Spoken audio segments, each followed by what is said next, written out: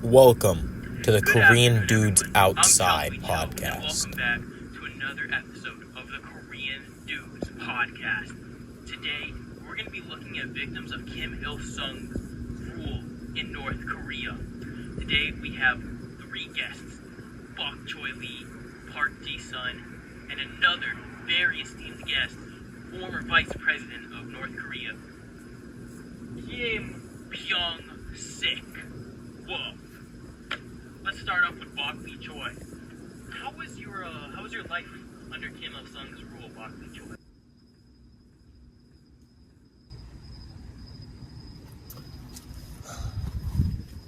Life in North Korea wasn't the best, but could have been worse. I was separated into the hostile class at a very young age because of my parents. Actually, since birth, because of my parents. They were greedy capitalist landlords who defied Kim Il Sung's rule, and because of that, my family, for 3 generations, was placed into the hostile class. Can you tell us a little bit more about this class system? Of course, I can tell you about that. Of course, Sean. In North Korea, there are 3 different types of roles you can play within the caste system. There's the highest class, which is the high class.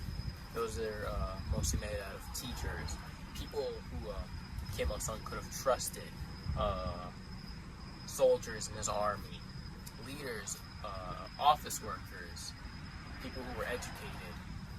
Those were the people who Kim Il Sung felt like he could trust, and people who supported him. It was very hard to get into that class, but if you were lucky, you would be granted great pleasure. The second class was the middle class. That was your average laborer, worker, farmer. It wasn't very hard. Most people were in that class. And the final class, the hostile class, the one that I was in, the one that he was in, the hostile class.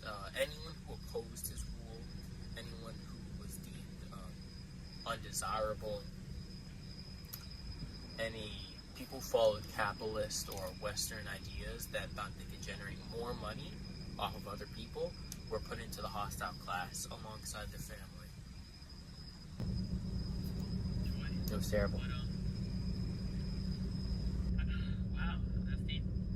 How was your relationship like with Kim Il Sung? Did you have any hatred towards him? How did me myself, I never really hated Kim Il Sung. I felt like it was the government's fault rather than his. I also felt like it was a lot of my parents' fault.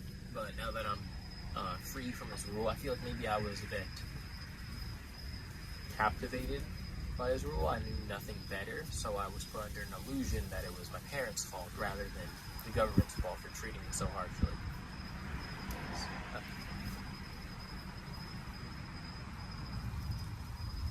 How was life like for you, Park?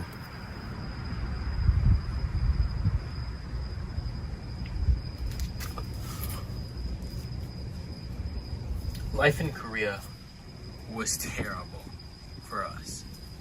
I was a member of the hostile class, just like Bok Choi-lee. But unlike Bok Choi-lee, I was forced to spend most of my life in jail because of my status.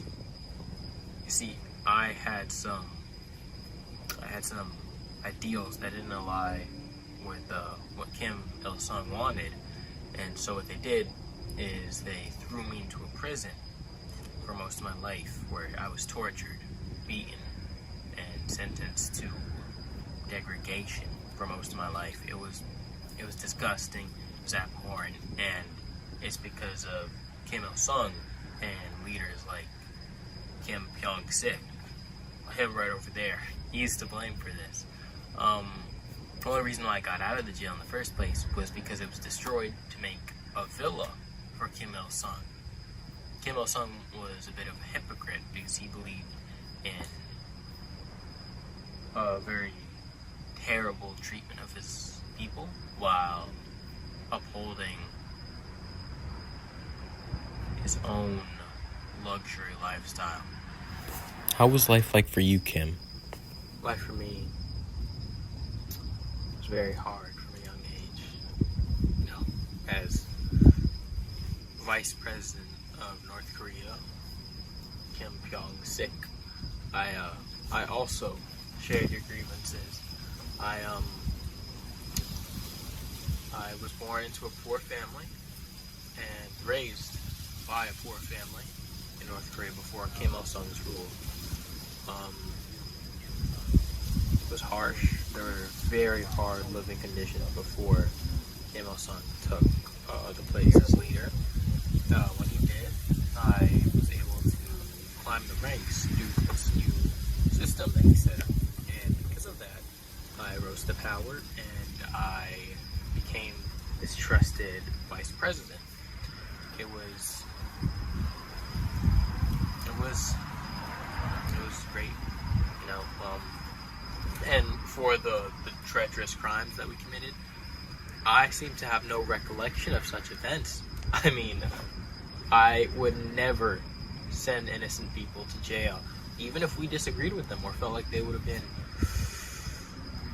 undesirable. Voiceover. You know? The old Vice President Kim Pyong-sik was born in 1919 in the Zhenjiang province controlled by Japan. They had a moderate to low education system, which taught them a lot about how the government worked and how, in any case, they would succeed the Japanese government. He did not go to a higher education university because they were mostly made for the Japanese. After the Chongron was created in 1955, he rose to power in the pro-communist organization. He was part of the Korean Social Democratic Party, and the rest is history. The end.